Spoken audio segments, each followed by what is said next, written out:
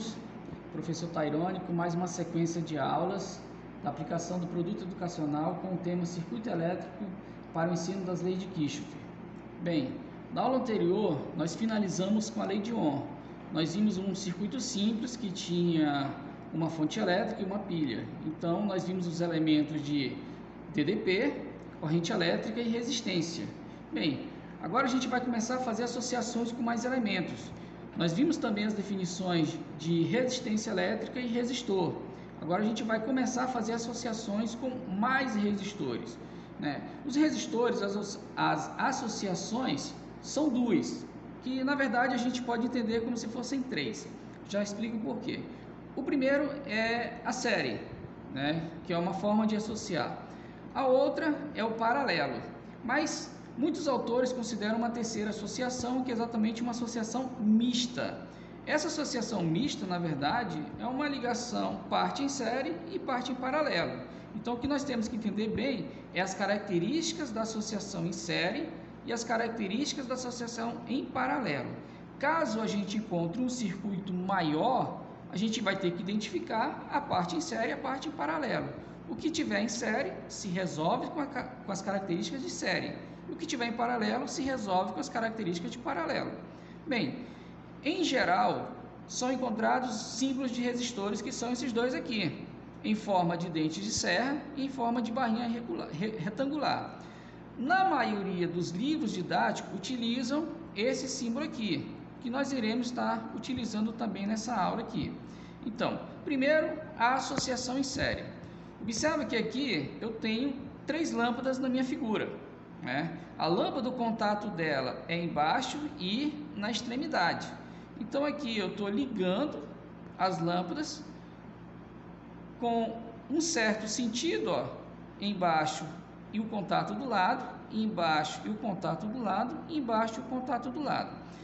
Essa associação aqui ela é denominada associação em série. Por quê? Porque existe aqui uma sequência de elementos ligados. Primeiro um, depois o outro, depois o seguinte e assim por diante. Então, eles são colocados sequenciados.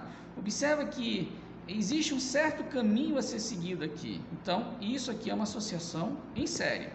Então, substituindo essas lâmpadas pelo símbolo do resistor, eu tenho as lâmpadas aqui, ó, L1, L2 e L3. Então, eu estou substituindo pelo valor dos resistores das lâmpadas, R1, R2 e R3. Se eu pegar essas lâmpadas e ligar elas numa fonte elétrica aqui embaixo, que é como se fosse a nossa pilha novamente aqui, o potencial positivo e o potencial negativo, a nossa fonte elétrica, com o circuito fechado, então eu vou ter corrente elétrica fluindo de novo nesse circuito. Então observa que aqui a gente já vai começar a analisar algumas características. Então, analisa aqui caminho. Essa corrente elétrica aqui, ó, ela vai percorrer um determinado caminho. Ela percorre esse resistor, o segundo e o terceiro e retorna aqui. Então, nessa associação, só existe um caminho para essa corrente elétrica percorrer. Isso é uma característica de um circuito em série. Uma outra coisa que nós temos que analisar é que esses três resistores aqui, eles poderiam ser trocados por um só, denominado de resistor equivalente. Esse circuito que está embaixo é exatamente o equivalente do circuito de cima. Eu tenho a fonte elétrica, corrente elétrica, e no lugar desses três, eu estou trocando por um que é chamado de equivalente. Ele é equivalente porque ele vai equivaler ao funcionamento desses três, certo? Sendo que no circuito em série, ele vai ser calculado pela soma. Mas a gente tem que analisar também o efeito da lei de Ohm aqui. Quando a corrente elétrica passa por cada resistor, vai acontecer algo chamado de queda de tensão, que é exatamente a aplicação da lei de Ohm.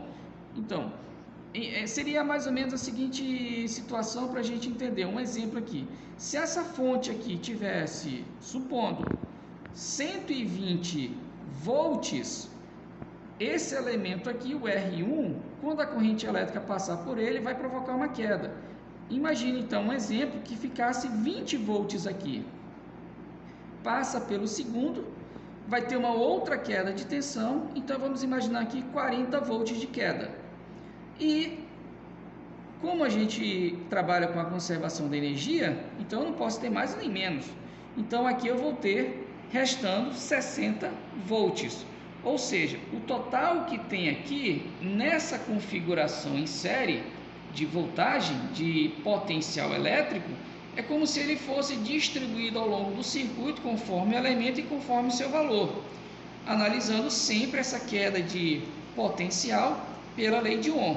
Então, com a lei de Ohm aplicada para cada resistor, e nós já vimos na aula anterior que a lei de Ohm é a DDP igual a resistência vezes a corrente, então a gente vai ter essa situação nesse circuito aqui e nesse circuito de baixo.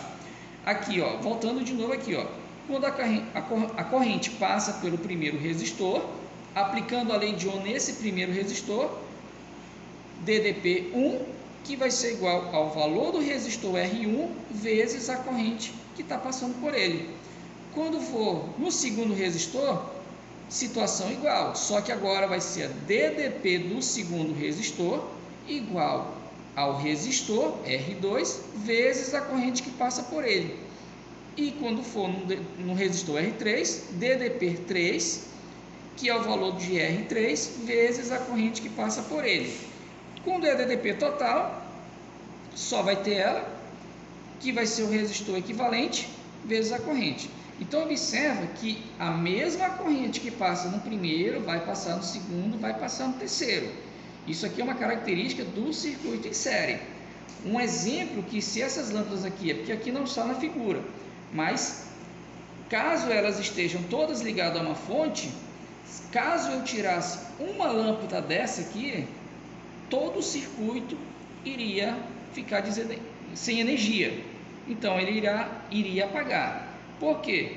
Seria, digamos, uma dependência para o funcionamento desse circuito. Ou todos funcionam ou nenhum vai funcionar. Né? Por quê? Para todos estarem funcionando, a corrente elétrica tem que passar. Se ela for interrompida em algum momento, então ela não vai passar, então todos também não vão funcionar. Certo? Então, as características de uma associação em série, I, que é a corrente que está fluindo no circuito, a intensidade da corrente I é a mesma em todos os resistores, aquilo que eu já falei anteriormente. É a mesma corrente que está fluindo aqui. Imagina caminho, só existe um caminho, então ela vai passar só por esse caminho. Se esse caminho for interrompido, não passa. A outra característica é a diferença de potencial U, que é a da fonte elétrica, na associação é igual à soma das diferenças de potencial em cada resistor. Foi aquele exemplo que eu falei anteriormente. Se aqui tem 120, fica 20 aqui, fica 40 aqui, então aqui só pode ter 60. Por quê? Se aqui é 20, aqui é 40 e aqui é 60, a soma das DDPs, DDP1, DDP2 e DDP3, vai ter que dar o mesmo valor da fonte, que no caso desse exemplo foi 120. E a outra característica é em relação ao resistor equivalente. A resistência equivalente é a soma dos valores de cada resistor. Então, se esse valor aqui for 10, esse valor aqui for 10 e esse valor aqui for 20, a soma dos três vai dar 40, que será o valor do resistor equivalente. É a soma do valor dos resistores. Bem, já a associação em paralelo vai ter uma outra configuração. Então observa que lá no primeiro caso em série, todos eles estavam ligados na sequência. Em paralelo, não. Tem essa configuração aqui. O que eu quero que você observe são esses extremos aqui, ó. Esse ponto desse lado e esse ponto desse outro lado. Então observa que a lâmpada L1, ela está ligada nesse ponto e nesse outro. A lâmpada L2, a mesma coisa, nesse ponto e nesse outro. A lâmpada L3, no mesmo ponto de um lado e no mesmo ponto do outro.